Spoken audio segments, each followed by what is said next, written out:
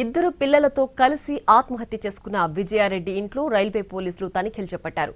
Vijaya Reddy bank బుక్లు, check బుక్లు స్వాధీనం చేసుకున్నారు. ఆత్మహత్యకి ఆర్థిక అంశాలు కూడా కారణమై ఉండొచ్చనే అనుమానంతో పోలీసులు దర్యాప్తు చేస్తున్నారు. చివరి కాల్ తన తమ్ముడితో మాట్లాడినట్లు గుర్తించారు. పలు బ్యాంకుల ద్వారా విజయారెడ్డి లావాదేవీల వివరాలు సేకరిస్తున్నారు పోలీసులు. ఇవాళ మరోసారి విజయారెడ్డి తమ్ముడిని విచారించే అవకాశం ఉంది.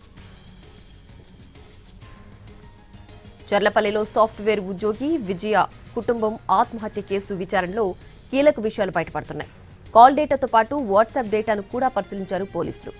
చనిపోవడానికి 24 గంటల ముందు నుంచి అన్ని వ్యవహారాలను పరిశీలించారు.